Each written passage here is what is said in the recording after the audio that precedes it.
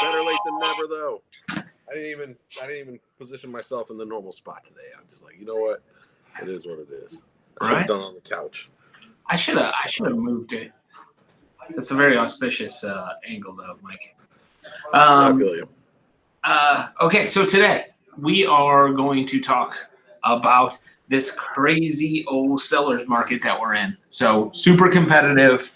Our seller leads of the thing in the past. And we've been so many questions about this for agents right now of like, it's like I think of that Dave Chappelle, you got some of them sellers. Yeah, dude, when the market's so hot, you can take a listing in the bank and freaking cash it. It's hard to, really stay consistent with a pipeline of sellers as far as lead gen is concerned for most agents. And so we want to break that down. I want to start by talking about the background of this thing, where my first day in real estate. I'm going to go to that. All right. Yeah. First day, day number one. You wear some penny loafers? Huh? You wear penny loafers? Probably, man. My style game, it was a little different. I had like two styles, either like young punk or old man. That was it. You know what I mean? I had the tassels on my shoes, the whole nine. Oh yeah. Pleated front pants, gladiator hairdo, Mm-hmm. Anyway. So I walk into this meeting, right?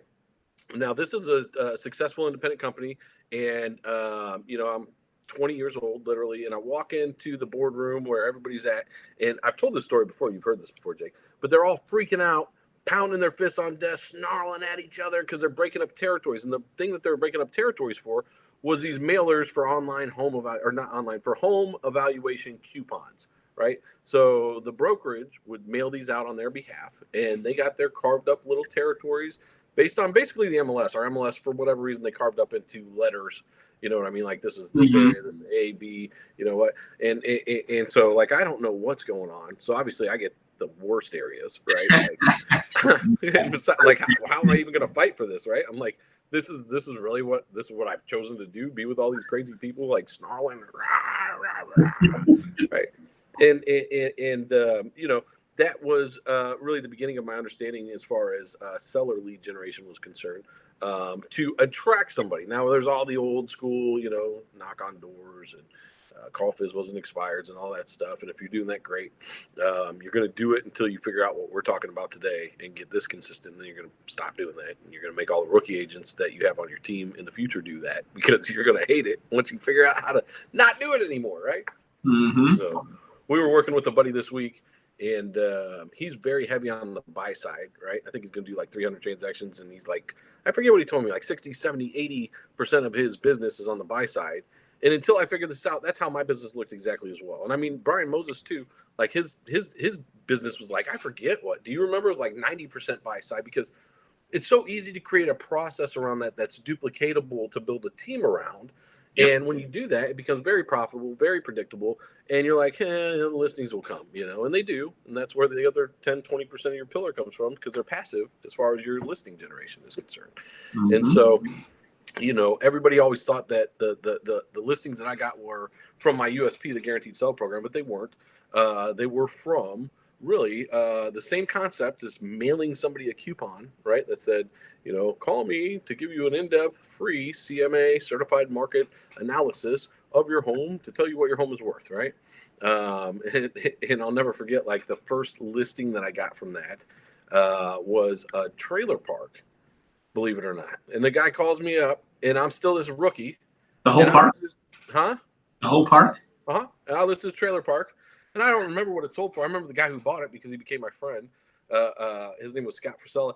And I got the listing. And then I double-ended it. And I'll never forget my broker, like, in the next meeting, he's like, people are like, oh, this CMA thing ain't working. He's like, well, young Odo over here just choked a big old bear. He just got the listing, and he double-ended the sucker from that silly mailer that you're saying doesn't work. And so the concept of seller leads, as far as home evaluations are concerned, is not new. It's always been the same. It's just the digital version of that. And the reason why we don't talk about this a lot, Jake, is because it takes longer to convert, right? There's a longer cash conversion cycle. it takes more skill for the agent to be able to finesse and nurture that person, not just with the follow-up campaigns, but also with their phone game and their ability to communicate with these people in a way that tells them what the benefit of them doing business with you as the agent is over that duration of time. And then it takes the skill set to be able to price it properly, and market it to get the dang thing sold. So, most of the time we just gloss over this. People are like, oh, do you have sellers? Can you do sellers? Yeah, we can. But, don't start there. And I think the biggest mistake that an agent can make with something like this would be getting on our program, having us market in that way, getting them a bunch of online home evaluations and dumping it on, their agents on their team's desk and being like, hey, go make some money with this, which, even if you're dumb in 20, you'll probably be able to pull off one or two. It just won't be consistent, Yeah. And I feel like I've been in the middle of plenty of battles along the years of like buyers, sellers. Oh yeah, because we have to shift with the market. You know what I mean? Just like everybody else. Mm-hmm. And it's the delayed gratification people that have really good systems in place to where a lead can get generated, like what Ryan was talking about. Like 6 months, 12 months, no big deal. Like right. That's just what he knows, right? Like it's okay to spend $1 today to make $10 a year from now. Where most people aren't in that position, or at least not that mindset when they're coming into it. And then the skill aspect of it is probably the biggest trap that I see people fall into, because the difference between a stranger that has no idea who you are, unless you have a brand in your marketplace, in which case it makes it a lot easier, but it's still a stranger that you've never met in your life. Right. Trusting you, not helping them go look at houses, but rather sell the thing that's worth the most amount of money to them in their lives is a lot different than going and showing people houses.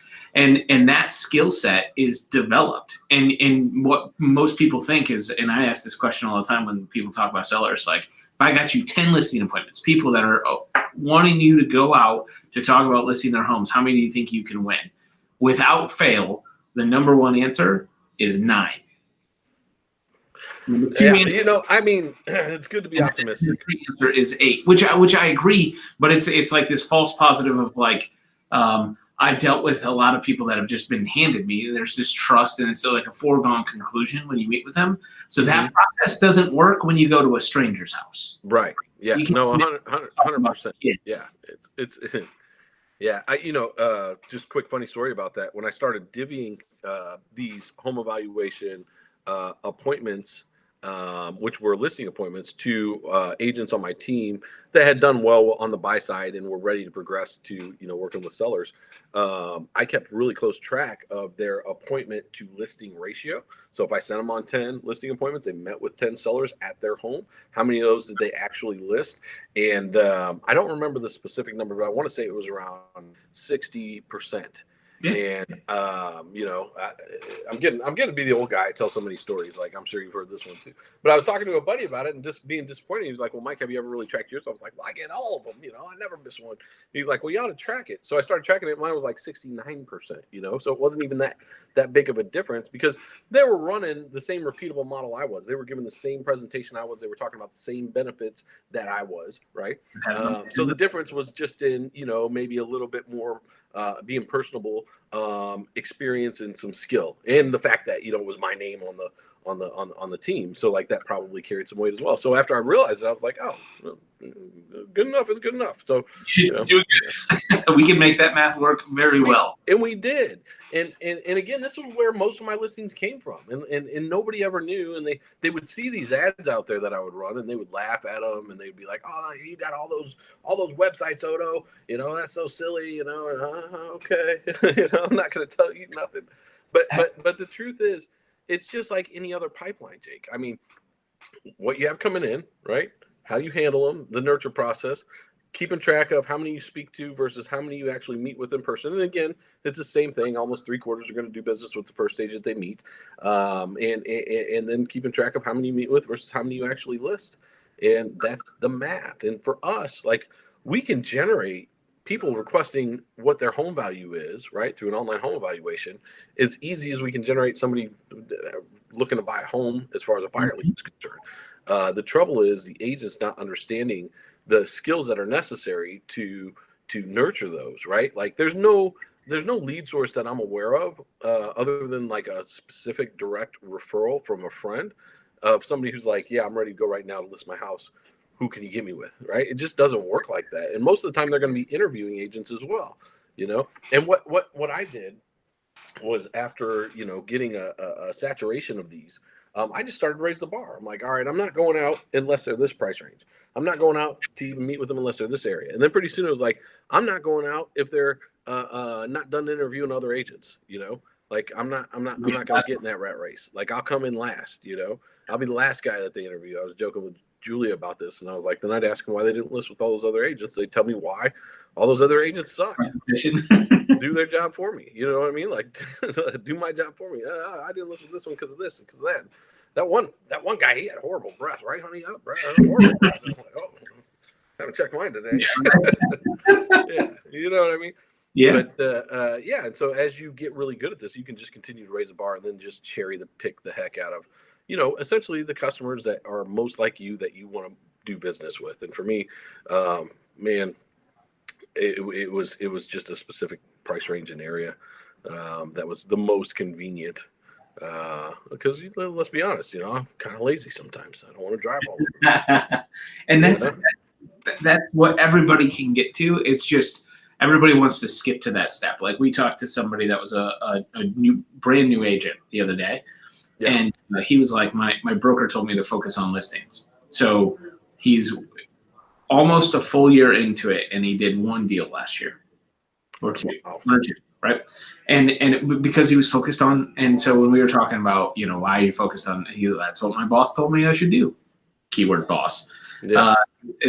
Second thing was like, I get that. Like, yeah, you should have a focus on the sellers, but you have to be able to like weather the storm, and buyers are just going to be always faster converting, right? Are they more work? Typically, yes, they're more hours of work, right? Well, they're more now money is what they are. They're more now money. And, you know, selfishly for us as a platform, Jake, like we want to put now money into our customers' hands so that they're happy and continue to subscribe to our technology, right? And so like, yeah, it's more now money. But if you're laying out a year's worth of goals and you're laying out a budget, it's irresponsible to not focus on this, to be honest. Unless you don't want to, and you're good enough is good enough, that's fine too. Right. And I think that it's just you see these focus and just shift, and it's always, I can almost always go back to the instant gratification versus delayed gratification. Oh yeah. And having faith in the process and staying the course and like putting your head down, knowing that you're following something that's actually proven to work. And then it's just a matter of time. But like the people that I've seen personally that got really good at the sales side had like great coaching, had great mentoring, had great like accountability to it, to have it happen quickly. Like everybody else, I feel like I'm assuming for you, you had to like go out and grind it out with whoever, whatever stranger that you could meet, have multiple conversations, and then you just fine tune, sharpen the axe. And that just takes time, right? And so it's easy to blame a lead source or whatever it may be. But I was just watching Dead to Me. Have you watched that show on Netflix? No, but I'll check it out. I need a new show. Like Christina Applegate. She's a real estate agent. And she's needing to get into this house for other reasons, but she goes and knocks on the door and she's like, hey, so I just sold the home down the street for $2 million. And this home is beautiful. And, I'm guaranteeing you that you would love it. So let me just do a quick like home evaluation, and tell you what you could be walking. And he's like, man, she's like, yeah, you should let me in. Otherwise the only reason you wouldn't is because you hate money. Like, all right, come on in. Right. I was like, oh my God, this is a face-to-face version of the same thing that you put out digitally to get a lead on this side. Yeah, 100. Mm-hmm. Right, and who knows what that person's time frame is? But if you can have those conversations like what we talked about with Jay last week, dude's not looking to sell his house for about a year, right?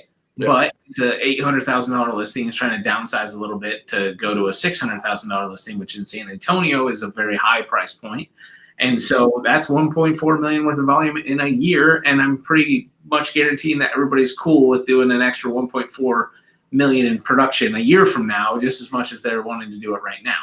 Well, the thing about that, you triggered a couple of thoughts. One is, when I would not get a listing, it would bother me. You were talking yesterday, we were just talking about sales in general, and you're like, the best sales guys are always the most competitive people. And if I would lose a listing to another agent, right, and I was there first or in the process, it would eat at me, right? Like, what could I have done differently? I would call the agent or the seller and ask him, like, hey, just from my own understanding, I do this for a living, and I'm trying to, continue to sharpen the axe, so to speak. I never said that back then, but whatever the heck I said. Can you share with me why you went with that agent versus me? And they would tell me, like, hey, he didn't smell like he was hungover. And I'm like, okay. No, more cologne next time. Hey, what's so funny? The lake is a party spot, though. What's amazing that you just said that? That Keith walked in my office. He just got back from good old Mexico, and he got pitched like vacation timeshare type situation or whatever while he's down there to get some more resort credit or whatever.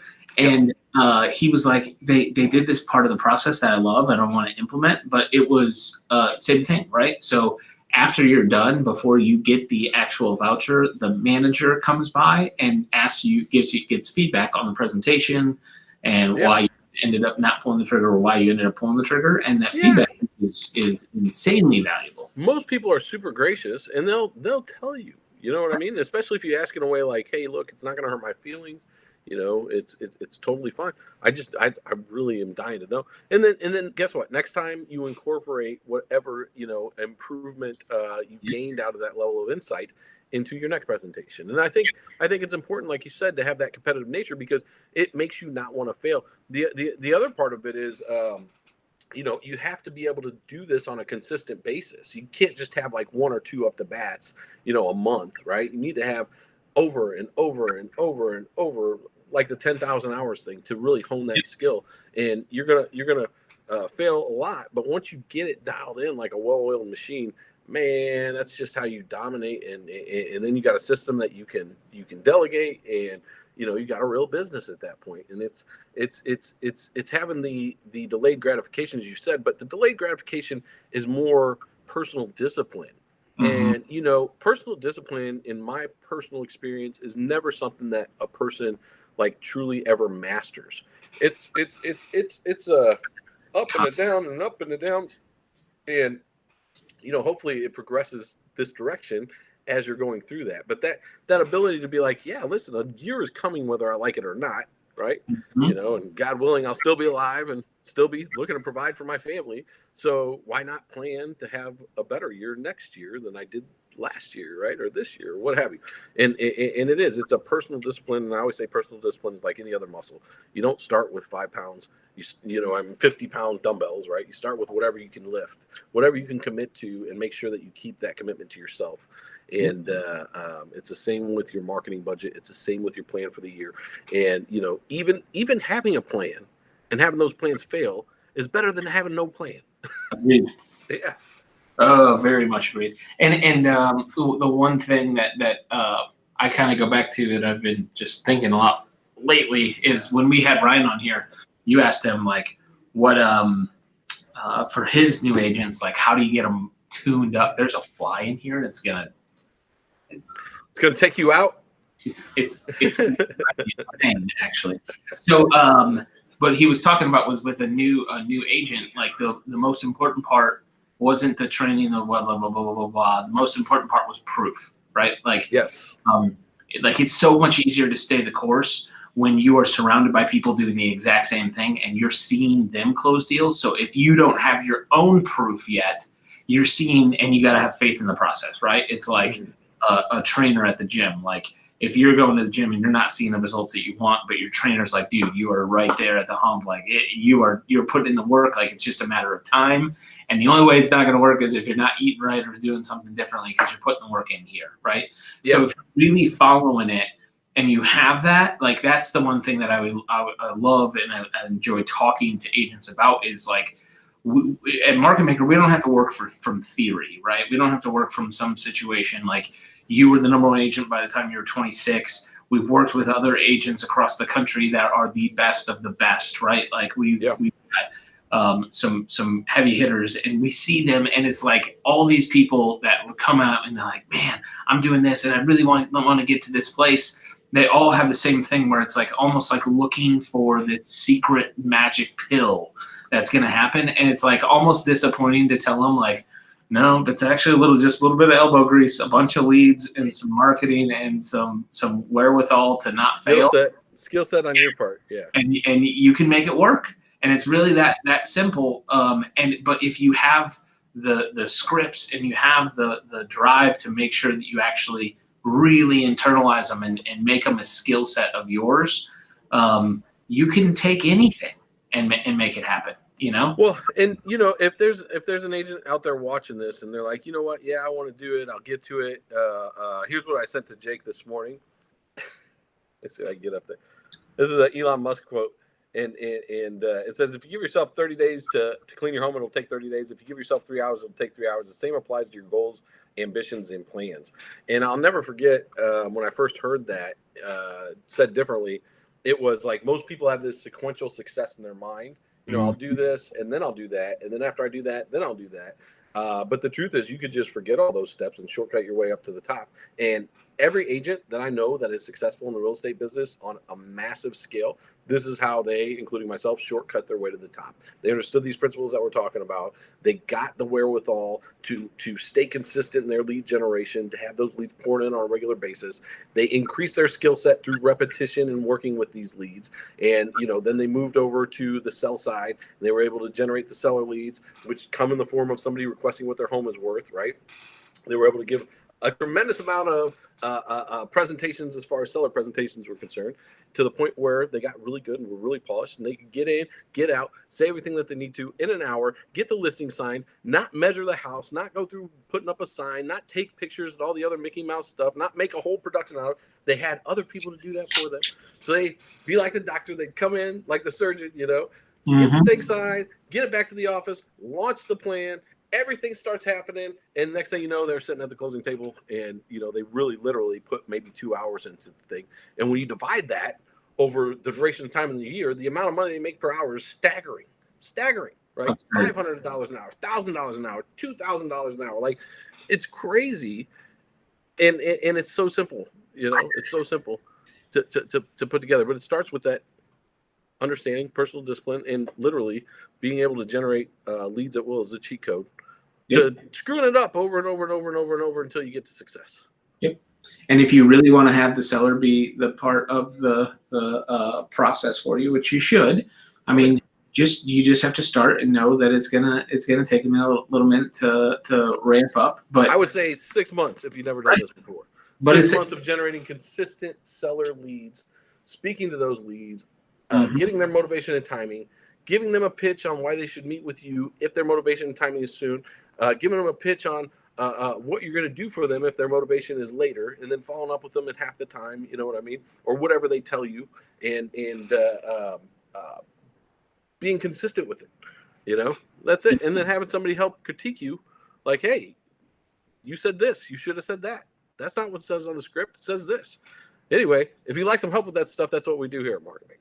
We do all those things we're talking about for you. Go to marketmakercall.com. Check it out. See if your territory is available. If your area is available, it is exclusive. One agent per zip code, marketmakercall.com. We were super late today, Jake. Let's get out of here. We got it in. So, as we always say, you were always just one pre-position appointment away. Every day. Oh, get it. Make it a great day. Later.